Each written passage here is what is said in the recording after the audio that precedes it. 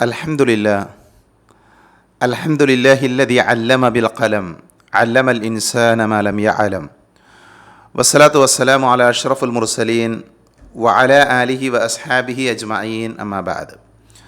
A'udhu billahi minash shaitanir rajim. Ya ayyuhalladhina amanu ittaqullaha haqqa tuqatih wa la tamutunna illa wa antum muslimun. സ്നേഹധരണീയരായ സഹോദരങ്ങളെ, സഹോദരികളെ, സർവ്വലോക രക്ഷിതാവായ അള്ളാഹുവിനെ സൂക്ഷിക്കണേ എന്ന് സംസാരിക്കുന്ന എന്നോടും കേൾക്കുന്ന നിങ്ങളോടും വളരെയധികം സ്നേഹത്തോടുകൂടെ ഓർമ്മപ്പെടുത്തുകയാണ്, ഉപദേശിക്കുകയാണ്. അള്ളാഹുവിൻ്റെ അപാരമായ അനുഗ്രഹത്താൽ വിശുദ്ധ ഖുർആനിൻ്റെ തഫ്സീർ പഠിക്കുന്ന 4ാമത്തെ ക്ലാസ്സിലാണ് നമ്മളെല്ലാവരും ഒരുമിച്ചിരിക്കുന്നത്. അള്ളാഹു നമ്മളിൽ നിന്ന് ഖബൂൽ ചെയ്യുമാറാകട്ടെ. വിശുദ്ധ ഖുർആനിൻ്റെ പഠനവും അതിൻ്റെ പാരായണവുമൊക്കെ വലിയ മഹത്വമുള്ള കാര്യമാണ്. ആ മഹത്വങ്ങൾ ഉൾക്കൊണ്ടുകൊണ്ട് തന്നെയാണ് നമ്മൾ ഖുർആനിൻ്റെ പഠിതാക്കളാകുന്നത്, ഖുർആനുമായി നിരന്തരം ബന്ധപ്പെടുന്നത്. നമ്മളെ സംബന്ധിച്ചിടത്തോളം നമ്മുടെ വഴികാട്ടിയാണ് ഖുർആൻ, നമുക്ക് വെളിച്ചമാണ് ഖുർആൻ, നമ്മുടെ ജീവിതത്തിനുള്ള മാർഗരേഖയാണ് ഖുർആൻ.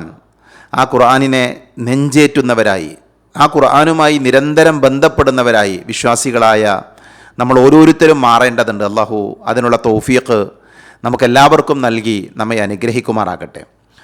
പ്രിയപ്പെട്ടവരെ, കഴിഞ്ഞ ക്ലാസ്സുകളിലൂടെ വിശുദ്ധ ഖുർആനിലെ 23-ാം അധ്യായം സൂറത്തുൽ മുഅ്മിനൂനിലെ 7 ആയത്തുകളാണ് നമ്മൾ കഴിഞ്ഞ ക്ലാസ്സുകളിൽ വിശദീകരിച്ച് കഴിഞ്ഞത്.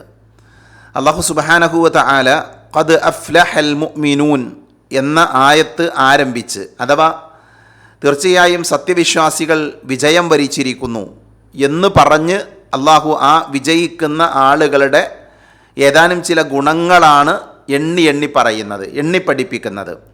ഖദ് അഫ്ലഹൽ മുഅ്മിനൂൻ അല്ലദീന ഹും ഫീ സ്വലാത്തിഹിം ഖാശിഊൻ. അവർ അവരുടെ നമസ്കാരത്തിൽ ഭക്തി കാണിക്കുന്നവരാണ്, സൂക്ഷ്മതയോടുകൂടെ തഖ്വയോടുകൂടെ നമസ്കരിക്കുന്നവരാണ്. അതേപോലെ തന്നെ അനാവശ്യ കാര്യങ്ങളിൽ നിന്ന് മാറി നിൽക്കുന്നവരാണ്. അതോടൊപ്പം തന്നെ അവർ സക്കാത്ത് കൊടുക്കുന്നവരാണ്. അങ്ങനെ അല്ലാഹു സുബ്ഹാനഹു വ തആല ഒരു വിശ്വാസി വിജയിയാകാൻ എന്തൊക്കെയാണോ ശ്രദ്ധിക്കേണ്ടത് അതാണ് കഴിഞ്ഞ 2 ക്ലാസ്സുകളിലൂടെ നമ്മൾ പറഞ്ഞത്. ഇന്ന് നമ്മളതിലെ 8ാമത്തെ ആയത്തിലേക്ക് നമ്മൾ പ്രവേശിക്കുകയാണ്. അല്ലാഹു സുബ്ഹാനഹു വ തആല വിജയം വരിക്കുന്ന വിശ്വാസികളുടെ മറ്റൊരു ഗുണം നമുക്ക് പറഞ്ഞു തരികയാണ്. അഊദു ബില്ലാഹി മിനശ് ശൈത്വാനിർ റജീം. والذين هم لأماناتهم وعهدهم راعون. والذين هم لأماناتهم وعهدهم راعون. ഇതാണ് 8ാമത്തെ ആയത്ത്. വല്ലദീന എന്ന് പറഞ്ഞാൽ യാതൊരു കൂട്ടരുമാകുന്നു അവർ. വല്ലദീന യാതൊരു കൂട്ടരുമാകുന്നു. ഹും അവർ. ഹും എന്ന് പറഞ്ഞാൽ അവർ, ഹുമ അവർ, രണ്ടുപേരും നമുക്കറിയാം. ഹുവ അവൻ അറബിയിലെ വളരെ ഏറ്റവും താഴെ കിടക്കുന്ന, പെട്ടെന്ന് തന്നെ മനസ്സിലാക്കാൻ സാധിക്കുന്ന ഗ്രാമറുമായി ബന്ധപ്പെട്ട വിഷയങ്ങളാണ്. നമ്മൾ ആ ഒരു മേഖലയിലേക്ക് ഇപ്പം നമ്മൾ പ്രവേശിക്കുന്നില്ല. വല്ലദീന ഹും, തീർച്ചയായും അവർ, വല്ലദീന ഹും യാതൊരു കൂട്ടരാകുന്നു അവർ, ലി അമാനാത്തിഹിം തങ്ങളുടെ വിശ്വസ്തതകൾക്ക്. അമാനത്തി എന്ന് പറഞ്ഞാൽ വിശ്വസ്തത. അമാനത്ത്, ലി അമാനാത്തിഹിം തങ്ങളുടെ വിശ്വസ്തതകൾക്ക്, വ അഹ്ദിഹിം, അഹ്ദി എന്ന് പറഞ്ഞാൽ കരാറ് എന്നാണ് അർത്ഥം. വ അഹ്ദിഹിം തങ്ങളുടെ കരാറുകൾക്കും, റാഊൻ എന്ന് പറഞ്ഞാൽ പാലിക്കുന്നവരാണ്, കാത്തു സൂക്ഷിക്കുന്നവരാണ്. എന്താണ് ഇതിൻ്റെ അർത്ഥം? വല്ലദീനഹും ലി അമാനാതിഹിം വ അഹ്ദിഹിം റാഊൻ തങ്ങളുടെ അമാനത്തുകൾ പാലിക്കുന്നവരുമത്രേ അവർ. ആരാണ് വിജയം വരിക്കുന്ന വിശ്വാസികൾ? അവരുടെ ഒരു ഗുണമാണ് വല്ലദീനഹും ലി അമാനാതിഹിം വ അഹ്ദിഹിം റാഊൻ. അവർ അമാനത്തുകൾ പാലിക്കുന്നവരാണ്, തങ്ങളുടെ അമാനത്തുകൾ പാലിക്കുന്ന ആളുകളാണ്. ഖദ് അഫ്ലഹൽ മുഅ്മിനൂൻ വിജയം വരിച്ച വിശ്വാസികൾ. തീർച്ചയായും വിശ്വാസികൾ, മുഅ്മിനുകൾ വിജയിച്ചിരിക്കുന്നു. ആ വിജയിക്കുന്ന മുഅ്മിനുകളുടെ അടയാളങ്ങളിലെ ഒരു അടയാളമാണ് അവരാരാണ്? അവർ അമാനത്തുകൾ പാലിക്കുന്നവരാണ്, തങ്ങളുടെ അമാനത്തുകൾ പാലിക്കുന്ന ആളുകളാണ്. അപ്പോൾ നോക്കൂ നിങ്ങൾ, അല്ലാഹു സുബ്ഹാനഹു വ തആല നമസ്കരിക്കുന്നവർ, നമസ്കാരത്തിൽ ഭക്തി കാണിക്കുന്നവർ വിജയികളാണ് എന്ന് പറഞ്ഞു. വല്ലദീനഹും അല്ലാഹു സുബ്ഹാനഹു വ തആല അതിനെ തൊട്ടു പറഞ്ഞു അനില്ലാഹി മുഅരിദൂൻ, അനാവശ്യമായ കാര്യങ്ങളിൽ നിന്ന്, ഉപകാരമില്ലാത്ത കാര്യങ്ങളിൽ നിന്ന് അകന്നു നിൽക്കുന്നവരാണ്, മാറി നിൽക്കുന്നവരാണ് എന്ന് പറഞ്ഞു. സക്കാത്ത് കൊടുക്കുന്നവരാണ് എന്ന് പറഞ്ഞു. തങ്ങളുടെ ഭാര്യമാരിലും അതേപോലെ തന്നെ വലങ്കൈ ഉടമപ്പെടുത്തിയ ആളുകളിലും മാത്രം തങ്ങളുടെ ആഗ്രഹങ്ങൾ പൂർത്തീകരിക്കുന്നവരാണ് എന്ന് പറഞ്ഞു. മറ്റുള്ള അത് വിട്ടുള്ള വഴികൾ സ്വീകരിക്കുകയാണ് എങ്കിൽ അവർ വഴിപിഴച്ചവരാണ്, വഴിതെറ്റിയവരാണ് എന്ന് പഠിപ്പിച്ചു. എന്നിട്ട് അള്ളാഹു പറഞ്ഞു, വല്ലദീനഹും ലി അമാനാതിഹിം വഅഹ്ദിഹിം റാഊൻ. അവരാരാണ്? അവർ അമാനത്തുകൾ പാലിക്കുന്ന ആളുകളാണ്. അപ്പം ഇതാണ് അള്ളാഹു സുബ്ഹാനഹു വ തആല 8-ാമത്തെ ആയത്തിലൂടെ പഠിപ്പിക്കുന്നത്. നമ്മൾ ഈ ആയത്ത് പഠിക്കുമ്പോൾ ഒരു ചെറിയ തജ്വീദിൻ്റെ നിയമം നമ്മൾ പഠിക്കുകയാണ്. ഈ ആയത്ത് പഠിക്കുമ്പോൾ ഈ ആയത്തുമായി ബന്ധപ്പെട്ട വിഷയം ഞാൻ വിശദീകരിക്കുന്നില്ല. എന്നാൽ ഈ ആയത്തിൽ കടന്നു വന്നിട്ടുള്ള ഒരു നിയമം ഞാൻ പറയാം. ഒന്ന് വളരെ ലളിതമായ നിയമമാണ്.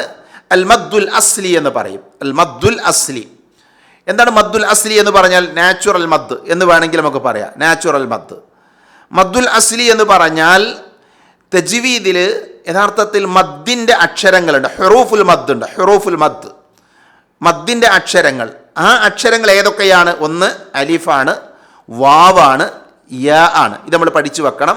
ഹുറൂഫുൽ മദ് ഏതാണ്? അലിഫ്, വാവ്, അലിഫ്, വാവ്, യാ. ഇത് മദ്ദിൻ്റെ അക്ഷരങ്ങൾ എന്ന് അറിയപ്പെടുന്ന അക്ഷരങ്ങളാണ്. ഹുറൂഫുൽ മദ്ദാണിത്. 3 അക്ഷരങ്ങളാണ് ഈ അക്ഷരങ്ങൾ. അപ്പം നമ്മൾ ഈ പറഞ്ഞ ഈ 3 അക്ഷരങ്ങൾ അലിഫും വാവും യാവും ചില നിബന്ധനകളോടുകൂടെ വരുമ്പോഴാണ് മദ്ദുൽ അസ്ലി എന്ത് ചെയ്യുന്നത്? സംഭവിക്കുന്നത്. മദ്ദുൽ അസ്ലി ഉണ്ടാകുന്നത്. നമ്മൾ എണ്ണി പറഞ്ഞ അലിഫ്, വാവ്, യാ, ഈ 3 അക്ഷരങ്ങൾ, ആ അക്ഷരങ്ങൾ ചില സമയങ്ങളിൽ, ചില സന്ദർഭങ്ങളിൽ, ഞാൻ ഉദാഹരണം പറയും, ആ സമയങ്ങളിൽ നിബന്ധനകളോടെ വരുമ്പോൾ എന്ത് സംഭവിക്കും? മദ്ദുൽ അസ്ലി സംഭവിക്കും. അപ്പം എന്താണ്, ഏതൊക്കെയാണ് ആ സന്ദർഭങ്ങൾ? ഉദാഹരണത്തിന് ഒന്നാമത് ഇപ്പം നമ്മൾ പറഞ്ഞു അലിഫ് ഹുറൂഫുൽ മദ്ദാണ്. അലിഫ് ഹുറൂഫുൽ മദ്ദാണ്. ആ അലിഫ് സാക്കിനക്ക് തൊട്ടു മുമ്പ് ഫത്ഹ് വരിക. അലിഫ് സാക്കിനക്ക് തൊട്ടു മുമ്പ് ഫത്ഹ് വരിക. അങ്ങനെയാണെങ്കിൽ അവിടെ എന്ത് സംഭവിക്കും? ഹുറൂഫുൽ മദ് സംഭവിക്കും. അവിടെ പിന്നെ മദ്ദുൽ അസ്ലി വരുന്നുണ്ട്. എന്താണത്? ഉദാഹരണത്തിന് ഖാല, ഖാല. ഇവിടെ ഖാഫിന് എന്താണ്? ഫത്ഹാണ്. തൊട്ടു പിന്നിൽ അലിഫുമാണ്. ഖാഫ് എന്ന് പറയുന്ന അക്ഷരത്തിന് ഫത്ഹ് വന്നു, അതിൻ്റെ തൊട്ടു പിറകെ അലിഫ് വന്നു. ആ അലിഫ് ഏതാണ്? ഹുറൂഫുൽ മദ്ദാണ്. അതുകൊണ്ട് തന്നെ ഖല എന്നല്ല വായിക്കുക, ഖാല, ഖാല. അതാണ് മദ്ദുൽ അസ്ലി എന്ന് പറയുന്നത്. കുറേ സുദീർഘമായി നീട്ടേണ്ട ആവശ്യമില്ല, വളരെ ചെറിയ രീതിയിൽ ഖാല, ഖാല. മനസ്സിലായില്ലേ? അതേപോലെ തന്നെ വാവു സാക്കിനക്ക് തൊട്ടു മുമ്പ് ലൊമ്മ് വരിക. ഹുറൂഫുൽ മദ്ദിലെ അക്ഷരമാണ് വാവ്. ആ വാവിന് തൊട്ടു മുമ്പ്, വാവു സാക്കിനക്ക് തൊട്ടു മുമ്പ് എന്ത് വരിക? ലൊമ്മ് വരിക. ഉദാഹരണം യഖൂലു, യഖൂലു. നോക്കൂ നിങ്ങൾ, യഖൂലു എന്നതിൽ കാഫിന് ലൊമ്മ് വന്നു, തൊട്ടു പിന്നാൽ എന്ത് വന്നു? വാവും വന്നു. വാവ് എന്താണ്? ഹുറൂഫുൽ മദ്ദാണ്. അതുകൊണ്ട് തന്നെ യഖുലു എന്നല്ല പറയാ, യഖൂലു, യഖൂലു. അതാണ് അൽ മദ്ദുൽ അസ്ലി എന്ന് പറഞ്ഞാൽ. ഒരു ഉദാഹരണം കൂടെ നമുക്ക് പറയാം. യാ ഉ സാക്കിനക്ക് തൊട്ടു മുമ്പ് കസ്ർ വരിക. യാ ഉ സാക്കിനക്ക് തൊട്ടു മുമ്പ് കസ്ർ വരിക. ഉദാഹരണത്തിന് ഖീല, ഖീല. ഇവിടെ ഖാഫിന് എന്താണ്? കസ്റാണ്. ആ കസ്ർ, അതിൻ്റെ പിന്നെ കാഫിന് കസ്റും അതിൻ്റെ തൊട്ടു പിന്നാൽ എന്ത് വന്നു? യാ വന്നു. അപ്പം അതെന്താണ്? മദ്ദുൽ അസ്ലി എന്ന് പറയുന്ന നിയമം അവിടെ ബാധകമാണ്. ഖീല. സുദീർഘമായി നീട്ടേണ്ടതില്ല. അത് ഇൻഷാ അല്ലാഹ് വരുന്ന ക്ലാസ്സുകളിൽ നമുക്ക് ഓരോ സന്ദർഭങ്ങളിൽ നമുക്ക് പഠിക്കാം. അപ്പോൾ ഇവിടെ ഇപ്പം നമ്മൾ പറഞ്ഞ എന്താ? മദ്ദുൽ അസ്ലി എന്ന് പറഞ്ഞാൽ വളരെ ചെറിയ രീതിയിൽ നീട്ടുക. ഖാല, യഖൂലു. അതേപോലെ തന്നെ ഖീല. ഒരു അലിഫ്, ഒരു പിന്നെ വളരെ ചെറിയ ഒരു ദീർഘം, അത് മാത്രമാണ് അവിടെ നമ്മൾ നൽകേണ്ടത്. നോക്കൂ നിങ്ങൾ, ഈ 3 പിന്നെ നിയമങ്ങൾ, ഈ 3 അക്ഷരങ്ങളും ഒരൊറ്റ പദത്തിൽ വന്നത് നമുക്ക് വായിക്കാൻ സാധിക്കും. നൂഹീഹ, നൂഹീഹ. ഇതെന്താണ്? ഈ 3 പദങ്ങൾ, അഥവാ ബാബു വന്നു, യാ വന്നു, അലിഫ് വന്നു. ഹുറൂഫുൽ മദ്ദിൻ്റെ എല്ലാ അക്ഷരങ്ങളും ഈ പദത്തിൽ എന്ത് ചെയ്തിട്ടുണ്ട്? വന്നിട്ടുണ്ട്. അപ്പോൾ അവിടെ എങ്ങനെ പാരായണം ചെയ്യുക? നൂന് അവിടെ ലൊമ്മാണ്, നൂനിന് ലൊമ്മാണ്. വാബു വന്നു, പിന്നെ ഹാ വന്നു, ഹാന് കെസറാണ്, ശേഷം യാ വന്നു. അതേപോലെ തന്നെ ഹാ ആണ്, ഹാന് ഫത്ത് ആണ്. ആ ഫത്തഹിന് ശേഷം അലിഫ് വന്നു. നൂഹീഹ. മനസ്സിലായില്ലേ? അപ്പോൾ അൽ മദ്ദുൽ അസ്ലി എന്ന് പറഞ്ഞാൽ എന്താണ്? പിന്നെ നാച്ചുറൽ ആയിട്ടുള്ള മദ്, വളരെ ചെറിയ രീതിയിൽ നമ്മളൊന്ന് നീട്ടി പറയാം. ഖാല, യഖൂലു, മനസ്സിലല്ല, അതാണ് അതുകൊണ്ട് ഉദ്ദേശിക്കുന്നത്. അപ്പം നമ്മളിപ്പോൾ പാരായണം ചെയ്യുന്ന ആയത്തിൽ വല്ലദീനഹും ലി അമാനാതിഹിം വഅഹ്ദിഹിം റാഊൻ, ആ ആയത്തിൽ മദ്ദുൽ അസ്ലി വരുന്ന സ്ഥലങ്ങൾ ഏതാണ് എന്ന് നിങ്ങളൊന്ന് പരിശോധിച്ച് നോക്കാം. വല്ലദീനഹും ലി അമാനാതിഹിം, വല്ലദീനഹും ലി അമാനാതിഹിം വഅഹ്ദിഹിം റാഊൻ, അവിടെ അതിൽ പല സ്ഥലങ്ങളിലുണ്ട്. അതുകൊണ്ട് തന്നെ അത് ഏതാണ് എന്നൊന്ന് സ്വയം കണ്ടെത്തി ഒന്ന് എഴുതിയൊക്കെ നോക്കി ഒന്ന് പഠിക്കാൻ വേണ്ടി നമ്മൾ ശ്രദ്ധിക്കാം. ഞാൻ ഒരു ചെറിയ നിയമം പറഞ്ഞു എന്ന് മാത്രം. ഇൻഷാ അല്ലാഹ് വരുന്ന പാഠങ്ങളിൽ നമുക്ക് ചെറിയ ചെറിയ ഭാഗങ്ങൾ നമുക്ക് പഠിച്ചു പോകാം. അല്ലാഹു നമ്മെ അനുഗ്രഹിക്കുമാറാകട്ടെ. അപ്പം നമ്മൾ പറയുന്നത് വിശുദ്ധ ഖുർആനിൽ തജ്വീദിൻ്റെ നിയമങ്ങൾ പാലിച്ചുകൊണ്ട് പാരായണം ചെയ്യുക എന്നുള്ളത് വളരെ ഗൗരവത്തിൽ വിശ്വാസികൾ കാണേണ്ട കാര്യമാണ്, നമ്മൾ ശ്രദ്ധിക്കേണ്ട കാര്യമാണ്. ഒന്ന് മനസ്സ് വെച്ചാൽ നമുക്ക് എല്ലാവർക്കും എന്ത് ചെയ്യാൻ പറ്റും, അതേ രീതിയിൽ പഠിക്കാൻ പറ്റും. അല്ലാഹു തൗഫീഖ് നൽകുമാറാകട്ടെ. അപ്പം നമ്മൾ ഈ ആയത്തിൻ്റെ തഫ്സീറിലേക്ക് വരുമ്പോൾ, ഈ ആയത്തിൽ വല്ലദീനഹും ലി അമാനാതിഹിം വഅഹ്ദിഹിം റാഊൻ എന്ന ആയത്തിൽ അള്ളാഹു പറയുന്നത് വിജയം വരിക്കുന്ന വിശ്വാസികളുടെ ഗുണമാണ് അവർ കരാറുകൾ പാലിക്കുന്നവരാണ്. പ്രിയപ്പെട്ടവരെ, കരാറ് പാലനം എന്നുള്ളത് ഇസ്ലാമിലെ വളരെ ഗൗരവമുള്ള വിഷയമാണ്, വളരെ പ്രാധാന്യമുള്ള വിഷയമാണ്.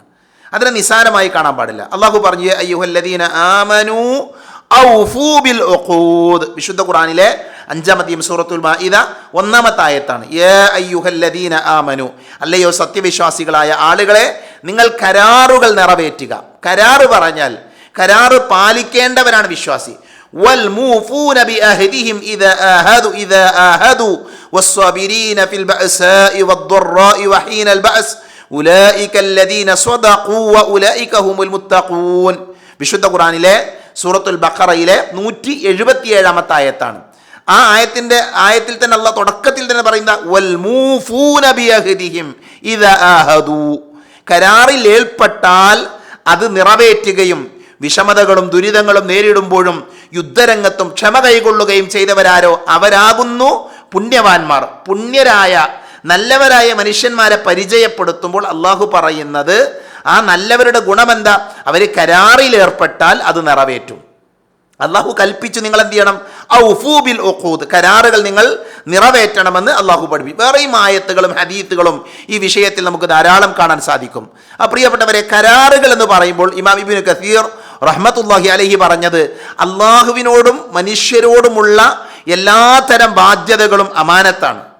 ആ അമാനത്താണ് എന്ന് പഠിപ്പിക്കാൻ വേണ്ടിയാണ് അള്ളാഹു ഈ ആയത്ത് അവതരിപ്പിച്ചത് എന്നാണ് ഇബ്നു കസീർ റഹ്മത്തുള്ളാഹി അലൈഹി ഏൽപ്പിച്ചത്. അപ്പം അള്ളാഹുവിനോട് അതേപോലെ തന്നെ മനുഷ്യരോടുള്ള എല്ലാത്തരം ബാധ്യതകളും നമ്മൾ ബാധ്യതകളായി ഏറ്റെടുത്ത കുറേ കാര്യങ്ങളുണ്ട്, അത് അമാനത്താണ്, ബാധ്യതയാണ്.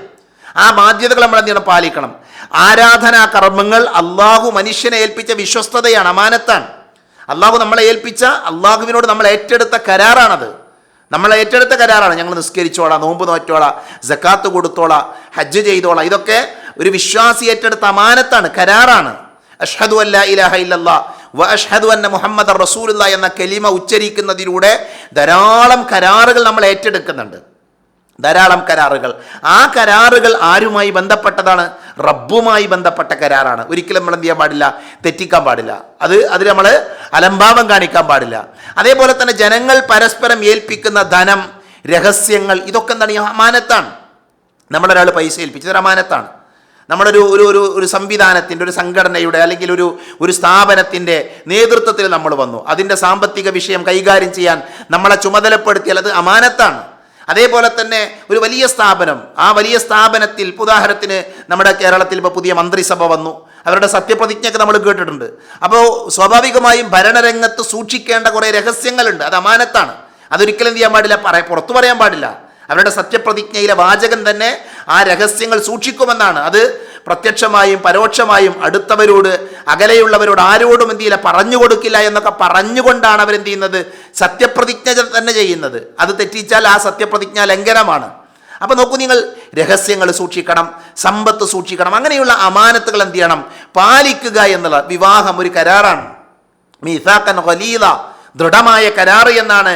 വിവാഹരംഗത്ത് ഒരു പെൺകുട്ടിയെ ഒരു പുരുഷൻ ഏറ്റെടുക്കുമ്പോൾ ശക്തമായ കരാറ് എന്നാണ് വിശുദ്ധ ഖുർആൻ അതിനെ പരിചയപ്പെടുത്തിയത്. അതുകൊണ്ട് തന്നെ പരിശുദ്ധ ഇസ്ലാം ഈ കരാറുകൾക്ക്, അമാനത്തുകൾക്ക് വലിയ പ്രാധാന്യം കൊടുക്കുന്നുണ്ട്. അതിന് നമ്മൾ എന്ത് ചെയ്യാൻ പാടില്ല, നിസ്സാരമായി കാണാൻ പാടില്ല. അതുകൊണ്ടാണ് അമാനത്തുകൾ പാലിക്കുന്ന ആളുകൾ വിജയികളാകുന്നത്. ആ കരാറുകൾ പാലിക്കുന്ന ആൾക്കാരാണ്. അവർ വിജയികളാണ്. അവർ തീർച്ചയായും പരലോകത്ത് വിജയം വരിക്കുന്ന ആളുകളാണ്. നോക്കൂ, നിങ്ങൾ അമാനത്തിൻ്റെ വില മനസ്സിലാക്കാൻ റസൂലുള്ളാഹി സ്വല്ലല്ലാഹു അലൈഹി വസല്ലമയുടെ കാലഘട്ടത്തിൽ മക്കയിലെ ഖുറൈശികളുമായി പ്രവാചകൻ സ്വല്ലല്ലാഹു അലൈഹി വസല്ലമ ഹുദൈബിയ സന്ധി നടത്തിയ രംഗമുണ്ട്. ഹുദൈബിയ സന്ധി എന്താ? ഹുദൈബിയ സന്ധി എന്താ? ഹുദൈബിയ സന്ധിയിൽ പ്രവാചകൻ സ്വല്ലല്ലാഹു അലൈഹി വസല്ലമ ഹുദൈബിയയിൽ വെച്ച് തടയപ്പെട്ടു. മക്കയിലേക്ക് പോകാൻ പറ്റില്ല, അവർ ആ വർഷം തിരിച്ചു പോരണം. അങ്ങനെ അവർ കരാറുണ്ടാക്കുകയാണ്. ആ കരാറുണ്ടാക്കിയ സമയത്ത് മക്കയിൽ നിന്ന് ഒരാൾ ഇസ്ലാം സ്വീകരിച്ച് നബിയുടെ സമീപത്തേക്ക് വന്നാൽ എന്ത് ചെയ്യണം? അയാളെ മടക്കി വിടണം, അയാളെ പറഞ്ഞയക്കണം, തിരിച്ചയക്കണം. അതാണ് കരാറ്. വേറെയും കരാറുകളുണ്ട്, ഞാൻ അതിൻ്റെ ആ ഒരു വശം പറയാം. ഈ കരാർ എഴുതിയതിന് ശേഷമാണ് അബൂജന്തൽ റളിയല്ലാഹു അൻഹു ചെങ്ങല പൊട്ടിച്ച് പ്രവാചകന്റെ സന്നിധിയിൽ വരുന്നത്. അഭയം പ്രാപിക്കാൻ വരികയാണ്. നബി, ഞാൻ മുസ്ലിമാണ്, എന്നെ സംരക്ഷിക്കണം എന്ന് പറഞ്ഞിട്ട്. അപ്പം നബി സല്ലല്ലാഹു അലൈഹി വസല്ലമ കരാറിലെ നിയമം എന്താ? കരാർ പ്രകാരം മക്കയിൽ നിന്ന് ആര് വന്നാലും അവരെ തിരിച്ചയക്കണം. അതാണ് നിബന്ധന. അതുകൊണ്ട് തന്നെ മുസ്ലിങ്ങൾക്ക് എല്ലാവർക്കും സങ്കടമായ ആ സമയം അവർ പ്രയാസപ്പെട്ടു നിൽക്കണം. പക്ഷേ നബി സല്ലല്ലാഹു അലൈഹി വസല്ലമ ആ കരാറിനെ ലംഘിക്കാതിരുന്നത് ചരിത്രത്തിൽ നമുക്ക് വായിക്കാൻ പറ്റുകയാണ്. എന്തുകൊണ്ടാണത്? കരാറിന് വലിയ പ്രാധാന്യമുണ്ട്. ഹുദൈഫത്തുൽ യമാനും അദ്ദേഹത്തിൻ്റെ പിതാവും പിന്നെ മക്കയിൽ നിന്ന് മദീനയിലേക്ക് ഹിജ്റ വരികയാണ്. അവർ മദീനയിലേക്ക് വരികയാണ്. അപ്പോൾ വഴിയിൽ വെച്ച് ഖുറൈശികൾ എന്ത് ചെയ്തു? ഖുറൈശികൾ അവരെ തടഞ്ഞു. അപ്പോൾ ഖുറൈശികൾ ചോദിച്ചു, നിങ്ങൾ മുഹമ്മദിനെ സഹായിക്കാൻ പോവാണല്ലേ? മക്കയിൽ നിന്ന് മദീനയിലേക്ക് പോയി മുഹമ്മദിനെ സഹായിക്കാൻ പോവുകയാണല്ലേ? അപ്പോൾ അവർ പറഞ്ഞു, അല്ല, ഞങ്ങൾ മദീനയിലേക്ക് പോവുകയാണ്, ഞങ്ങൾ യുദ്ധത്തിൽ പങ്കെടുക്കില്ല എന്നെന്ത് ചെയ്തു? അവർ കരാർ എഴുതി വാങ്ങി. ഹുദൈഫ റളിയല്ലാഹു അൻഹും അദ്ദേഹത്തിൻ്റെ പിതാവും യുദ്ധത്തിൽ പങ്കെടുക്കില്ല എന്ന് ഖുറൈശികൾ കരാർ എഴുതി വാങ്ങിയിട്ടാണ് എന്ത് ചെയ്തത്? അവരെ മദീനയിലേക്ക് വിട്ടയച്ചത്. അങ്ങനെ നബി സല്ലല്ലാഹു അലൈഹി വസല്ലമയുടെ സമീപത്തെത്തി. ബദർ യുദ്ധത്തിൽ മുസ്ലിങ്ങൾക്ക് വളരെ അത്യാവശ്യം ഉണ്ടായിട്ടും, അനിവാര്യമായ ആവശ്യം ഉണ്ടായിട്ടും പ്രവാചകൻ സല്ലല്ലാഹു അലൈഹി വസല്ലം അവരോട് പറഞ്ഞത്, നിങ്ങൾ രണ്ടുപേരും മദീനയിലേക്ക് മടങ്ങുക, നമ്മൾ ഖുറൈശികളോട് ചെയ്ത കരാറ് പാലിക്കും.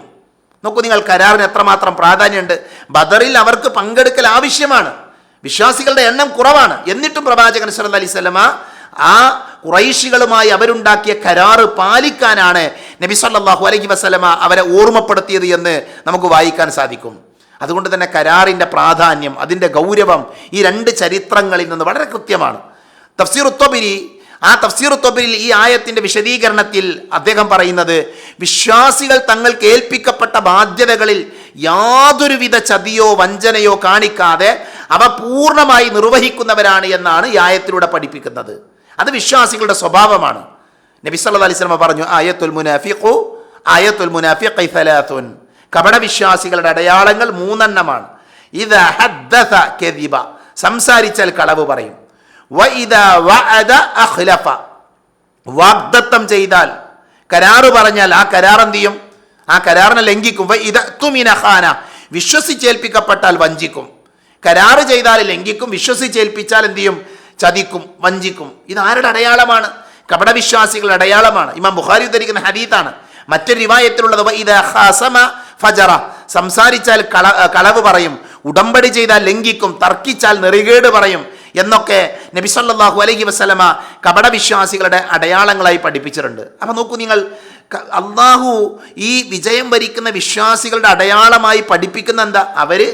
അവരാരാണ്? അവർ കരാറ് പാലിക്കുന്നവരാണ്, അമാനത്തുകൾ പാലിക്കുന്ന ആൾക്കാരാണ്. അമാനത്തിനെ ലംഘിക്കുക എന്നുള്ളത് വലിയ കുറ്റമാണ്, വലിയ പാപമാണ്. അത് കപടവിശ്വാസികളുടെ അടയാളമാണ്. അതുകൊണ്ട് നമ്മുടെ ജീവിതത്തിൽ നമ്മൾ കരാറ് പാലിക്കുന്നവരാണ് എന്ന് എന്ത് ചെയ്യണം? നമ്മൾ ഓരോരുത്തരും ഉറപ്പ് വരുത്തണം. നമ്മളതിൽ വീഴ്ച വരുത്താൻ പാടില്ല. നോക്കൂ നിങ്ങൾ, കരാറ് പാലിക്കുന്ന ആളുകൾ, അവരുടെ ഗുണങ്ങൾ എന്താ? ഞാൻ എണ്ണി പറയാം. ഒന്ന്, അവർ യഥാർത്ഥ ഭക്തന്മാരുടെ, മുത്തഖീങ്ങളുടെ പദവിയിലേക്ക് ഉയരുന്ന ആൾക്കാരാണ്. യഥാർത്ഥ മുത്തഖീകളുടെ പദവി ആർക്കുണ്ടാകും? കരാറ് പാലിക്കുന്ന ആൾക്കാർക്ക് ഉണ്ടാകും. അതേപോലെ തന്നെ കരാറ് പാലിക്കുന്ന ആളുകൾക്ക് പരലോകത്ത് ഉയർന്ന പദവികൾ ഉണ്ടാകുമെന്ന് നബി സല്ലല്ലാഹു അലൈഹി വസല്ലം പഠിപ്പിച്ചത് ഖുർആനിൽ നമുക്ക് കാണാൻ പറ്റും. ഞാൻ ആയത്തൊത് വിശദീകരിക്കുന്നില്ല. മൂന്നാമതായി, കരാറ് പാലിക്കുന്ന ആളുകൾ, അവർക്ക് ജനങ്ങളുടെ വിശ്വാസവും ആദരവും ഉണ്ടാകും. മുഹമ്മദ് നബി സല്ലല്ലാഹു അലൈഹി വസല്ലമയുടെ പേരെന്താ? അൽ അമീൻ, വിശ്വസ്തൻ, അല്ലേ? നബി സല്ലല്ലാഹു അലൈഹി വസല്ലമ പ്രവാചകനാകുന്നതിൻ്റെ മുമ്പ് തന്നെ വിശ്വസ്തനായിരുന്നു അവർക്ക്. അതുകൊണ്ടാണ് മലഞ്ചെരുവിലേക്ക് നബി അവരെ വിളിച്ചു കൂട്ടിയിട്ട് ചോദിച്ചില്ല, ഈ മലയുടെ അപ്പുറത്തുനിന്ന് നിങ്ങൾ ആക്രമിക്കാൻ ഒരു സൈന്യം വരുന്നുണ്ട് എന്ന് പറഞ്ഞാൽ നിങ്ങൾ വിശ്വസിക്കോ? അവർ ഞങ്ങൾ വിശ്വസിക്കും, കാരണം അൽ അമീനാണെന്നാ, സത്യസന്ധനാണ്, വിശ്വസ്തനാണ്, ചതി കാണിക്കാത്തവനാണ്, കരാറ് പാലിക്കുന്നവനാണ്. നബിയുടെ സ്വഭാവമാണത്. അല്ലെ? അതുകൊണ്ട് തന്നെ ജനങ്ങളുടെ വിശ്വാസവും ആദരവും ആർക്ക് ലഭിക്കും? കരാറ് പാലിക്കുന്ന ആളുകൾക്ക് ലഭിക്കും. അതേപോലെ തന്നെ അള്ളാഹുവിൻ്റെ സ്നേഹം ലഭിക്കും. കരാറ് പാലിക്കുന്ന ആളുകളെ അള്ളാഹു സ്നേഹിക്കുമെന്ന് വിശുദ്ധ ഖുർആനിലെ സൂറത്ത് ആലു ഇമ്രാനിലെ 76-ാമത്തെ ആയത്തിൽ അള്ളാഹു പഠിപ്പിക്കുന്നുണ്ട്. അപ്പം കരാറ് പാലിക്കുക എന്നുള്ളത് ഒരു നല്ല ഗുണമാണ്, വിശ്വാസികൾക്കുണ്ടാകേണ്ട ഉത്തമമായ ഗുണമാണ്. എന്നാൽ കരാർ ലംഘനം നടത്തിയാലോ? കരാർ ലംഘനം നമ്മൾ പറഞ്ഞു കപടവിശ്വാസിയുടെ ലക്ഷണമാണ്. പരലോകത്ത് അവർക്ക് ശിക്ഷയുണ്ട്, അള്ളാഹുവിൻ്റെ ശാപം അവർക്ക് ലഭിക്കും. അതേപോലെ തന്നെ സാമൂഹികമായ തകർച്ച സംഭവിക്കും. കരാറുകൾ പാലിക്കാത്തൊരു സമൂഹം ഉണ്ടായാൽ സാമൂഹികമായിട്ട് എന്ത് ചെയ്യും? പരസ്പരം വിശ്വാസം നഷ്ടപ്പെടുന്നതോടെ സമൂഹം സാമ്പത്തികമായി സാമൂഹികമായി തകർച്ചയിലേക്ക് പോകുന്ന കാര്യത്തിൽ സംശയമല്ല. അപ്പം കരാറ് പാലിക്കുക എന്നുള്ളതിനെ വിശ്വാസി സമൂഹം ഗൗരവത്തിൽ കാണണം. അതാണ് ഈ ആയത്ത് പഠിക്കുമ്പോൾ നമുക്കുണ്ടാകേണ്ട നേട്ടം. നമ്മൾ പറഞ്ഞ വാക്കുകൾ നമ്മൾ പാലിക്കുക. നമ്മൾ കടം വാങ്ങുമ്പോൾ ഞാൻ ഒരു മാസം കഴിഞ്ഞ് തരാം, അതൊരു കരാറാണ്. ആ കരാറ് പാലിക്കണം. ഇല്ലെങ്കിൽ എന്ത് ചെയ്യണം? അവരോട് പറയണം, ഇത് തരാൻ പറ്റിയിട്ടില്ല, കുറച്ചും കൂടെ അവധി തരണം എന്ന് നമ്മൾ അങ്ങോട്ട് പറയണം. അല്ലാതെ അവർക്കാണ് മുങ്ങി നടക്കല്ല. അതേപോലെ വിശ്വസിച്ച ഒരാളൊരു കാര്യം പറയും, ഇത് ആരോട് പറയരുത് കേട്ടോ, അതൊരു കരാറാണ്, അത് പാലിക്കണം നമ്മൾ. അങ്ങനെ ജീവിതത്തിൽ കരാറുകൾ പാലിക്കുന്ന ആൾക്കാരാകാം. അപ്പം നമുക്ക് ആരാകാൻ പറ്റും? നമുക്ക് വിജയം വരിക്കുന്ന വിശ്വാസികളായി മാറാൻ പറ്റുമെന്നാണ് അള്ളാഹു പഠിപ്പിക്കുന്നത്. അതാണ് വിജയികളുടെ അടയാളം. നോക്കൂ നിങ്ങൾ, 9-ാമത്തെ ആയത്തിൽ അള്ളാഹു മറ്റൊരു അടയാളം പറയാണ്. 9-ാമത്തെ ആയത്തിൽ എന്താ അള്ളാഹു പറയുന്നത്? വല്ലദീനഹും അലാ സ്വലവാതിഹിം യുഹാഫിദൂൻ, വല്ലദീനഹും അലാ സ്വലവാതിഹിം യുഹാഫിദൂൻ. വല്ലദീന യാതൊരു കൂട്ടരാകുന്നു, ഹും അവർ, യാതൊരു കൂട്ടരാകുന്നു അവർ, വല്ലദീനഹും നേരത്തെ ആയത്തിൽ നമ്മൾ പറഞ്ഞു അല മേൽ, സ്വലവാത്തിഹിം തങ്ങളുടെ നമസ്കാരങ്ങളുടെ, സ്വലാത്ത് നമസ്കാരം, സ്വലവാത്തിഹിം സ്വലവാത്തിന് ജംആണ്, തങ്ങളുടെ നമസ്കാരങ്ങളുടെ വിഷയത്തിൽ യുഹാഫിദൂൻ, ഹാഫള യുഹാഫിദൂൻ, യുഹാഫിദൂൻ എന്ന് പറഞ്ഞാൽ എന്താ? സൂക്ഷിക്കുന്നവരാണ്, കൃത്യമായി സൂക്ഷിക്കുന്നവരാണ്. അപ്പം വിജയം വരിക്കുന്ന വിശ്വാസികളുടെ 7-ാമത്തെ ഗുണമായി അള്ളാഹു പറയുന്നത് തങ്ങളുടെ നമസ്കാരങ്ങളെ കൃത്യമായി സൂക്ഷിക്കുന്നവരും അത്രേ അവർ. തങ്ങളുടെ നമസ്കാരങ്ങളെ കൃത്യമായി സൂക്ഷിക്കുന്നവരുമാണ് ആര്? വിജയം വരിക്കുന്ന വിശ്വാസികൾ. മനസ്സിലായോ? എങ്ങനെയാണ് അള്ളാഹു ഈ ആയത്ത് തുടങ്ങുന്നത്? ഖദ് അഫ്ലഹൽ മുഅ്മിനൂൻ, തീർച്ചയായും സത്യവിശ്വാസികൾ വിജയിച്ചിരിക്കുന്നു. അവരാരാ? അല്ലദീനഹും ഫീ സ്വലാത്തിഹിം ഖാശിഊൻ, അവരവരുടെ നമസ്കാരത്തിൽ ഭക്തിയുള്ളവരാണ്, ഭക്തി കാണിക്കുന്നവരാണ്, സൂക്ഷ്മത പാലിക്കുന്നവരാണ്. ആ അടയാളങ്ങൾ എണ്ണിപ്പറഞ്ഞത് അവസാനിപ്പിക്കണം പടച്ചവൻ. വിജയം വരിക്കുന്ന വിശ്വാസികളുടെ ഗുണങ്ങൾ ഓരോന്ന് എണ്ണിപ്പറഞ്ഞ് 7-ാമത്തെ ഗുണമായി അള്ളാഹു പറയുന്നത് വല്ലദീനഹും അലാ സ്വലവാതിഹിം യുഹാഫിദൂൻ, അവരവരുടെ നമസ്കാരത്തിൽ കൃത്യത കാണിക്കുന്നവരാണ്, കൃത്യമായി സൂക്ഷിക്കുന്നവരാണ്, നമസ്കാരത്തെ സൂക്ഷിക്കുന്ന ആളുകളാണ്. നമസ്കാരം കൊണ്ട് തുടങ്ങി വിജയികളുടെ ഗുണങ്ങൾ, നമസ്കാരം കൊണ്ട് തുടങ്ങി, നമസ്കാരം കൊണ്ടാണ് അള്ളാഹു അവസാനിപ്പിക്കുന്നത്. ഒരൊറ്റ വിശദീകരണമല്ലാതെ തന്നെ നമുക്ക് ഇതിന്നൊരു കാര്യം മനസ്സിലാകും. അത്രമാത്രം പ്രാധാന്യം എന്തിനുണ്ട്? നമസ്കാരത്തിനുണ്ട്. അത്രമാത്രം ഗൗരവം നമസ്കാരത്തിനുണ്ട് എന്ന് നമുക്ക് മനസ്സിലാക്കാൻ സാധിക്കും. ഇമാം ഇബ്നു കത്തീർ റഹ്മത്തുള്ളാഹി അലൈഹി ഇത് ആവർത്തിച്ചു പറഞ്ഞതിൻ്റെ രഹസ്യങ്ങൾ അദ്ദേഹം പറയുന്നത്, ഈ ഗുണങ്ങളുടെ പട്ടിക നമസ്കാരം കൊണ്ട് തുടങ്ങി നമസ്കാരം കൊണ്ട് തന്നെ അവസാനിപ്പിക്കുന്നത് ഈ ആരാധനയുടെ അത്യുന്നതമായ പ്രാധാന്യത്തെ കാണിക്കാനാണ് എന്ന് മഹാനായ ഇബ്നു കത്തീർ റഹ്മത്തുള്ളാഹി അലൈഹി രേഖപ്പെടുത്തിയ കാണാൻ പറ്റും. അപ്പം നമസ്കാരത്തെ കൃത്യമായി സൂക്ഷിക്കുന്ന ആൾക്കാർ, എന്തങ്ങനെ പറഞ്ഞാൽ നമസ്കാരം അതിൻ്റെ കൃത്യസമയത്ത് ശ്രദ്ധയോടുകൂടെ നിലനിർത്തുക എന്നതാണ് അതിൻ്റെ അർത്ഥം. നിസ്കരിക്കുന്ന ആൾക്കാരല്ല, നിസ്കാരം എന്ത് ചെയ്യണം? കൃത്യമായി നിലനിർത്തുക. നമസ്കാരം നിലനിർത്തുന്നവരെന്നാണ് ഇമാം ഖുർത്തുബി റഹ്മത്തുള്ളാഹി അലൈഹി പറഞ്ഞത്.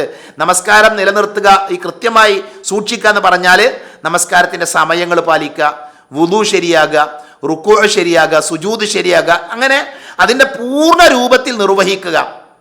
അതാണ് യുഹാഫിദൂൻ എന്ന് പറഞ്ഞതുകൊണ്ട് അർത്ഥമാക്കുന്നത് എന്ന് മഹാനായ ഇമാം ഖുർത്തുബി റഹ്മത്തുള്ളാഹി അലൈഹി രേഖപ്പെടുത്തിയത് കാണാൻ പറ്റും. അതേപോലെ തന്നെ നമസ്കാരം സൂക്ഷിക്കുക, മുഹാഫദത്ത് എന്ന് പറഞ്ഞാൽ തഫ്സീറുകളുടെ വിവിധ തഫ്സീറുകളെ മുന്നിൽ വെച്ചുകൊണ്ട് നമ്മൾ പരിശോധിക്കുമ്പോൾ അവർ പറയുന്ന, 1 കൃത്യനിഷ്ഠ, സമയത്ത് നിസ്കരിക്കുക, സമയത്ത് നിർവഹിക്കുക. 2 നിബന്ധനകളും അർക്കാനുകളും പാലിക്കുക. അപ്പം നിസ്കാരത്തിന് റുക്കനുകളുണ്ട് അല്ലേ, നിസ്കാരത്തിന് അർക്കാനുകളുണ്ട്, നിസ്കാരത്തിന് വാജിബാത്തുകളുണ്ട്, നിസ്കാരത്തിന് സുനനുകളുണ്ട്. ഇതൊക്കെ പഠിക്കണം നമ്മൾ.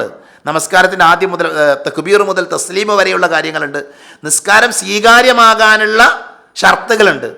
നിസ്കാരം ശരിയാകാനുള്ള ഷർത്തുണ്ട്. ഇപ്പം ഔറത്ത് മറക്കുക, അതെന്താ? നിസ്കാരം ശരിയാകാനാണോ സ്വീകാര്യമാകാനാണോ പഠിക്കണം നമ്മൾ. വുളു ചെയ്യുക നിസ്കാരത്തിൻ്റെ പുറത്തുള്ള കാര്യമാണ്. നിസ്കാരത്തിൻ്റെ പുറത്തുള്ള കാര്യമാണ്. സമയമാവുക നിസ്കാരത്തിൻ്റെ പുറത്തുള്ള കാര്യമാണ്. അതേപോലെ തക്ബീറത്തുൽ ഇഹ്റാം, റുക്കൂ ചെയ്യുക, സുജൂദ് ചെയ്യുക, ഇങ്ങനെ നമസ്കാരം ശരിയാകാൻ, നമസ്കാരം സ്വീകാര്യമാകാൻ അങ്ങനെ കുറേ നിബന്ധനകളുണ്ട്. നബി സല്ലല്ലാഹു അലൈഹി വസല്ലം പഠിപ്പിച്ച കുറേ നിബന്ധനകൾ നമുക്ക് കാണാൻ പറ്റും. അതുകൊണ്ട് എന്ത് വേണം? ആ നിബന്ധനകളൊക്കെ പാലിച്ച് അതൊക്കെ പഠിച്ച് നമസ്കാരത്തെ കൃത്യമായിട്ട് നിലനിർത്തുക എന്നുള്ളതാണ് എന്ത് വല്ലദീന ഹും അലാ സ്വലവാതിഹിം യുഹാഫിദൂൻ എന്ന ആയത്ത് കൊണ്ട് അർത്ഥമാക്കുന്നത് എന്നാണ് ആര് പറയുന്നത്? തഫ്സീറുകൾ വായിക്കുമ്പോൾ നമുക്ക് മനസ്സിലാക്കാൻ സാധിക്കുന്നത്. അപ്പോൾ രണ്ട് കാര്യങ്ങളോട് നമ്മൾ പഠിക്കണം. ഒന്ന്, വിജയം വരിക്കുന്ന വിശ്വാസികളുടെ ഗുണങ്ങളിൽ ഒന്നാമത്തെ എന്താ? നിസ്കാരത്തിൽ ഭക്തി ഉണ്ടാകുക, ഖുശൂ ഉണ്ടാകുക, അല്ലേ? ഇത് നമസ്കാരത്തിൻ്റെ ആന്തരികമായ അവസ്ഥയാണ്. ഖുശൂ എവിടെയാ? ഭക്തി എവിടെയാ? അത്തഖ്വ ഹാഉന, നബി ഹൃദയത്തിലേക്ക് ചൂണ്ടി പറഞ്ഞ വാചകമാണ്.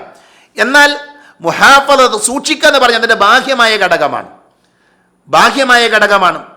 നമ്മൾ പറഞ്ഞ സമയം, നമസ്കരിക്കുന്ന സ്ഥലം, അതേപോലെ തന്നെ നമസ്കരിക്കുമ്പോൾ ധരിക്കുന്ന വസ്ത്രം, ഇതൊക്കെ കൃത്യമായിരിക്കണം. അതൊക്കെ അതിൻ്റേതായ രീതിയിൽ എന്ത് ചെയ്യണം? അത് നമ്മൾ ഉപയോഗിക്കണം. അപ്പോൾ നമസ്കാരം അതിൻ്റെ കൃത്യസമയത്ത് സൂക്ഷിക്കുക, നിലനിർത്തുക, അത് കൃത്യമായി നിലനിർത്തുന്ന ആൾക്കാരാകുക എന്നുള്ളത് വിജയിക്കുന്ന ആളുകളുടെ ഗുണമാണ്. പിന്നെ ഇവിടെ സ്വലവാത്തിഹിം എന്ന പ്രയോഗമുണ്ട്. സ്വലവാത്തിഹിം എന്ന് പറഞ്ഞാൽ എന്താ? ബഹുവചനം ഉപയോഗിച്ചു. ഈ ആയത്തിൽ സ്വലാത്ത് ഒരു നമസ്കാരം, സ്വലവാത്ത് പറഞ്ഞ നമസ്കാരങ്ങൾ, അങ്ങനെയാണ് അള്ളാഹു ഉപയോഗിച്ചത്. ഇതുകൊണ്ട് 5 സമയത്തെ നിർബന്ധ നമസ്കാരങ്ങളെയും പിന്നെ അതിനോടനുബന്ധിച്ചുള്ള സുന്നത്ത് നമസ്കാരങ്ങൾ വിശ്വാസികൾ ഒരേപോലെ കാത്തു സൂക്ഷിക്കണം എന്നൊരു സൂചന അതിലുണ്ട് എന്ന് ചില മുഫസ്സിറുകൾ എന്ത് ചെയ്തിട്ടുണ്ട്? രേഖപ്പെടുത്തിയത് കാണാൻ പറ്റും. മനസ്സിലായല്ലോ? ഇനി നമ്മൾ പ്രായോഗിക ജീവിതത്തിൽ നമ്മൾ നിസ്കാരം നമ്മൾ നിലനിർത്തുന്ന സഹോദരങ്ങളെ, ഒന്ന് നമ്മുടെ ജീവിതത്തിന് ക്രമീകരണം വരും. നിസ്കാരം നിലനിർത്തുന്ന ആൾക്കാർ, 5 നേരത്തെ നമസ്കാരം കൃത്യമായി സൂക്ഷിക്കുന്ന ഒരാളുടെ ജീവിതം അത് വളരെ ആസൂത്രിതമായിരിക്കും. അടുക്കും ചിട്ടി ഉണ്ടാകും. നമ്മൾ ശ്രദ്ധിച്ച് നമുക്ക് മനസ്സിലാക്കാൻ പറ്റും. അതേപോലെ തന്നെ നമസ്കാരം തിന്മകൾ നമ്മളെ തടയും. ഇന്ന സ്വലാത്ത തൻഹാ അനിൽ ഫഹ്ശാഇ വൽ മുൻകർ, മ്ലേച്ഛമായ കാര്യങ്ങളിൽ നിന്ന്, മോശമായ കാര്യങ്ങളിൽ നിന്ന് നമസ്കാരം നമ്മളെ തടയുമെന്ന് അള്ളാഹു നമ്മളെ പഠിപ്പിച്ചിട്ടുണ്ട്. അതുകൊണ്ട് നമസ്കാരം കൊണ്ട് ലഭിക്കുന്ന ഒരുപാട് നേട്ടമുണ്ട്, ഗുണങ്ങളുണ്ട്. നമസ്കാരം കൊണ്ട് ലഭിക്കുന്ന ഒരുപാട് മഹത്വങ്ങളുണ്ട്. നിസ്കാരം ഒഴിവാക്കിയാൽ ലഭിക്കുന്ന ധാരാളം ശിക്ഷകളുണ്ട്. അതൊക്കെ നമ്മൾ പഠിച്ച് നമസ്കാരത്തെ നമ്മൾ ഗൗരവമായി കാണുക. അപ്പോൾ നോക്കൂ നിങ്ങൾ, ഇന്ന് നമ്മൾ 2 ആയത്തുകൾ പറഞ്ഞു. അതിലൊന്ന് അല്ലാഹു സുബ്ഹാനഹു വ തആല വല്ലദീനഹും, അവർ കരാറ് പാലിക്കുന്ന ആൾക്കാരാണ്. അതേപോലെ തന്നെ വല്ലദീനഹും അലാ സ്വലവാതിഹിം യുഹാഫിദൂൻ, നമസ്കാരങ്ങൾ എന്ത് ചെയ്യുന്ന ആൾക്കാരാണ്? അവർ കൃത്യമായി നിർവഹിക്കുന്ന ആൾക്കാരാണ് എന്ന ആ 2 ഗുണങ്ങൾ അല്ലാഹു സുബ്ഹാനഹു വ തആല ഇവിടെ പഠിപ്പിച്ചു. എന്നിട്ട് 10-ാമത്തെയും 11-ാമത്തെയും ആയത്തിലൂടെ അല്ലാഹു പറയുന്നത് ഉലൈക ഹുമുൽ വാരിസൂൻ, ഇത് ഞാൻ അധികം വിശദീകരിക്കുന്നില്ല. അങ്ങനെയുള്ളവർ തന്നെയാണ് അവകാശികൾ. ഉലൈക, അങ്ങനെയുള്ളവർ, ഹും, അവർ തന്നെയാണ്, അൽ വാരിസൂൻ, അനന്തരാവകാശികൾ. അല്ലദീന യരിസൂനൽ ഫിർദൗസ ഹും ഫീഹാ ഖാലിദൂൻ, അല്ലദീന യരിസൂനൽ ഫിർദൗസ ഹും ഫീഹാ ഖാലിദൂൻ, അതായത് പരമോന്നത സ്വർഗത്തോപ്പായ ഫിർദൗസ് അനന്തരമെടുക്കുന്നവർ, അവരതിൽ ഖാലിദൂൻ, അവരതിൽ നിത്യവാസികളായിരിക്കും. അല്ലദീന, അതായത് യാതൊരു കൂട്ടർ, യരിസൂന, അവർ അനന്തരമെടുക്കും, അൽ ഫിർദൗസ, ഫിർദൗസ് എന്ന് പറഞ്ഞാൽ ഉന്നതമായ സ്വർഗം, ഹും, അവർ, ഫീഹ, അതിൽ ഖാലിദൂൻ, നിത്യവാസികളായിരിക്കും. അപ്പോൾ നോക്കൂ നിങ്ങൾ, അല്ലാഹു സുബ്ഹാനഹു വ തആല ഇവിടെ പറയാം അനന്തരാവകാശം കിട്ടുന്നു. എന്താ അനന്തരാവകാശം? ഇപ്പം നമുക്കറിയാം, ബാപ്പ മരിച്ചാൽ ബാപ്പാൻ്റെ സ്വത്ത് മക്കൾ അനന്തരെടുക്കും. അപ്പോൾ ഇവിടെ എണ്ണിപ്പറഞ്ഞ ഈ സ്വർഗം അനന്തരമെടുക്കുന്ന ആളുകൾ, സ്വർഗം ലഭിക്കുന്ന ആൾക്കാർ, അവർ നിസ്കാരത്തിൽ ഭക്തി കാണിച്ചു, അനാവശ്യങ്ങളിൽ നിന്ന് മാറിന്നു, സക്കാത്ത് കൊടുത്തു, അതേപോലെ തന്നെ അവർ ഭാര്യമാരിലും അതേപോലെ തന്നെ വലങ്കൈ ഉടമപ്പെടുത്തിയ അടിമകളിലും മാത്രം എന്ത് ചെയ്തു? അവരുടെ ശാരീരികമായ ആവശ്യങ്ങൾ പൂർത്തീകരിച്ചു, അവർ കരാറുകൾ പാലിച്ചു. അതോടൊപ്പം തന്നെ അവർ നമസ്കാരം മുഹാഫദത്ത് നടത്തിയത് സൂക്ഷിക്കുന്ന ആൾക്കാരാണ്. ഈ ഗുണങ്ങൾ പാലിക്കുന്ന ആളുകൾ, അവർക്ക് സ്വർഗം എന്ത് ചെയ്യും? അനന്തരം കിട്ടും. അവർ സ്വർഗം അനന്തരമെടുക്കും. മനസ്സിലായില്ലേ? അങ്ങനെയാണ് ചില മുഫസ്സിറുകൾ വിശദീകരിച്ചത്. ഇമാം തോബരി റഹ്മത്തുള്ളാഹി അലൈഹി പറഞ്ഞത്, അള്ളാഹു സൃഷ്ടിച്ച ഏതൊരു മനുഷ്യനും സ്വർഗത്തിലും നരകത്തിലും ഓരോ ഇരിപ്പിടങ്ങളുണ്ട്. അവിശ്വാസികൾ നരകത്തിലേക്ക് പോകുമ്പോൾ അവരുടെ സ്വർഗത്തിലെ ഇടങ്ങൾ വിശ്വാസികൾക്ക് അനന്തരമായി ലഭിക്കും എന്നാര് പറഞ്ഞു? ഇബ്നു കത്തീറും തൊബരിയും ഒക്കെ രേഖപ്പെടുത്തി കാണാൻ പറ്റും. 2 സ്ഥലത്തും അള്ളാഹു സൃഷ്ടിച്ച ഏതൊരു മനുഷ്യനും സ്വർഗത്തിലും നരകത്തിലും എന്തുണ്ട്? ഓരോ ഇരിപ്പിടങ്ങളുണ്ട്, സ്ഥലങ്ങളുണ്ട്. അവിശ്വാസികൾ നരകത്തിലേക്ക് പോകുമ്പോൾ അവരുടെ സ്വർഗത്തിലെ ഇടങ്ങൾ ആർക്ക് ലഭിക്കും? വിശ്വാസികൾക്ക് അനന്തരമായി കൊണ്ട് ലഭിക്കും എന്നത് ഈ ആയത്ത് കൊണ്ട് അർത്ഥമാക്കുന്നു എന്ന് ഇമാം തൊബിരിയും ഇബ്നു കത്തീറും ഒക്കെ വിശദീകരിച്ചത് കാണാൻ സാധിക്കും. സ്വർഗത്തിലെ ഏറ്റവും ഉന്നതമായ മധ്യത്തിലുള്ള ഏറ്റവും ഉയർന്ന പദവിയാണ് ഏത്? ഫിർദൗസ് എന്നുള്ളത്. അവിടെ നിന്നാണ് സ്വർഗത്തിലെ അരുവികൾ ഒഴുകുന്നത്. ഈ പരമോന്നത പദവിയാണ്, ഈ ഉന്നതമായ പദവിയാണ് നമ്മൾ എണ്ണിപ്പറഞ്ഞ ഗുണങ്ങൾ വിശ്വാസികൾ ആ ഗുണങ്ങൾ വിശ്വാസികൾ കൊണ്ടു നടക്കുമ്പോൾ അവർക്ക് പകരമായി അള്ളാഹു വാഗ്ദാനം ചെയ്യുന്നത്. ഉലൈക ഹുമുൽ വാരിസൂൻ, അവർ തന്നെയാകുന്നു അനന്തരമെടുത്ത ആളുകൾ. അല്ലദീന യരിസൂനൽ ഫിർദൗസ ഹും ഫീഹാ ഖാലിദൂൻ, അതായത് പരമോന്നത സ്വർഗ്ഗത്തോപ്പായ ഫിർദൗസ് അനന്തരമെടുക്കുന്നവർ അവരതിൽ ഖാലിദൂൻ, അവരതിൽ നിത്യവാസികളാണ്. അള്ളാഹു നമ്മളെ ഈ ഒരു വിഭാഗത്തിൽ ഉൾപ്പെടുത്തുമാറാകട്ടെ. നമ്മൾ ആത്മാർത്ഥമായി പ്രാർത്ഥിക്കണം. അപ്പോൾ സഹോദരങ്ങളെ, നമ്മൾ വിശുദ്ധ ഖുർആനിലെ 23-ാം അധ്യായത്തിലെ 11 വരെയുള്ള ആയത്തുകൾ നമ്മൾ പറഞ്ഞു. ഈ 11 ആയത്തുകളിൽ 7 ഗുണങ്ങൾ, സ്വർഗം നേടിയെടുക്കാൻ സാധിക്കുന്ന 7 ഗുണങ്ങൾ പറഞ്ഞു. പുതിയ കാര്യങ്ങളല്ല, നമുക്കറിയാവുന്ന കാര്യങ്ങൾ. നിസ്കാരത്തെക്കുറിച്ച് നമുക്കറിയാം, അനാവശ്യങ്ങളിൽ മാറി നിൽക്കണം നമുക്കറിയാം, സക്കാത്തിനെ കുറിച്ച് നമുക്കറിയാം, ധാർമ്മികമായ വിശുദ്ധി, കുടുംബജീവിതത്തിൽ നാം പാലിക്കേണ്ട വിശുദ്ധി, വിവാഹത്തിൻ്റെ പ്രാധാന്യം നമുക്കറിയാം. അതുകൊണ്ടാണ് ഭാര്യമാർ വലങ്കൈ ഉടമപ്പെടുത്തിയവരെന്ന് പറയുന്നത്. അതേപോലെ തന്നെ കരാറുകൾ പാലിക്കുന്ന ആൾക്കാർ, അതേപോലെ ഏറ്റവും അവസാനം നമ്മൾ പറഞ്ഞത് കരാറ് പാലിക്കുന്ന ആളുകളും അതേപോലെ തന്നെ നമസ്കാരം അതിൻ്റെ സമയങ്ങളിൽ എന്ത് ചെയ്യുക, നിർവഹിക്കുക. ഈ ഗുണങ്ങളൊക്കെ നമ്മൾ നേടിയെടുത്താൽ നമ്മളെ കാത്തിരിക്കുന്ന എന്താ? ഫിർദൗസാണ്, ജന്നാത്തുൽ ഫിർദൗസാണ്. നബി പറഞ്ഞില്ല, നിങ്ങൾ ചോദിക്കുമ്പോൾ ഫിർദൗസ് ചോദിക്കണമെന്ന്. ആ ഫിർദൗസ്, ജന്നാത്തുൽ ഫിർദൗസ് ലഭിക്കാനുള്ള ഏറ്റവും നല്ല വഴിയാണ് നമ്മൾ ഈ അധ്യായത്തിൻ്റെ തുടക്കത്തിലെ വാചകങ്ങളിലൂടെ നമ്മൾ കേട്ട് കഴിഞ്ഞത്. അതുകൊണ്ട് അതിനുവേണ്ടി നമ്മൾ പരിശ്രമിക്കുക, അള്ളാഹുവിനോട് നമ്മൾ ആത്മാർത്ഥമായി പ്രാർത്ഥിക്കുക. പടച്ച തമ്പുരാൻ ഈ ആയത്തിൽ പറയുന്ന എല്ലാ ഗുണങ്ങളും ജീവിതത്തിൽ പ്രാവർത്തികമാക്കുന്ന നല്ല വിശ്വാസികളുടെ കൂട്ടത്തിൽ നമ്മെ എല്ലാവരെയും ഉൾപ്പെടുത്തി അനുഗ്രഹിക്കുമാറാകട്ടെ. അറിഞ്ഞും അറിയാതെയും നമ്മുടെ ജീവിതത്തിൽ സംഭവിച്ചു പോയ ചെറുതും വലുതുമായ എല്ലാ തെറ്റുകുറ്റങ്ങളും അള്ളാഹു പുറത്തു മാപ്പാക്കി തരുമാറാകട്ടെ. രോഗം കൊണ്ട് ബുദ്ധിമുട്ടുന്ന ധാരാളം ആളുകളുണ്ട്, അള്ളാഹു അവർക്ക് ശിഫ നൽകുമാറാകട്ടെ. മരണപ്പെട്ടു പോയവരുണ്ട്, അല്ലാഹു മഗ്ഫിറത്ത് നൽകുമാറാകട്ടെ. അല്ലാഹു മഗ്ഫിർ ലിൽ മുഅ്മിനീന വൽ മുഅ്മിനാത്ത് വൽ മുസ്ലിമീന വൽ മുസ്ലിമാത്ത് അൽഅഹ്യാഅ മിൻഹും വൽ അംവാത്ത്. അല്ലാഹുമ്മ അജിർനാ മിനൻ നാർ, അല്ലാഹുമ്മ അജിർനാ മിനൻ നാർ, അല്ലാഹുമ്മ അജിർനാ മിനൻ നാർ. റബ്ബനാ ആതിനാ ഫിദ് ദുനിയ ഹസന വഫിൽ ആഖിറതി ഹസനതൻ വഖിനാ അദാബൻ നാർ. ആമീൻ ആമീൻ ബിറഹ്മതിക യാ അർഹമർ റഹീമീൻ. വആഖിറു ദഅവാനാ അനിൽ ഹംദുലില്ലാഹി റബ്ബിൽ ആലമീൻ. അസ്സലാമു അലൈക്കും വറഹ്മത്തുള്ളാഹി വബറകാതുഹു.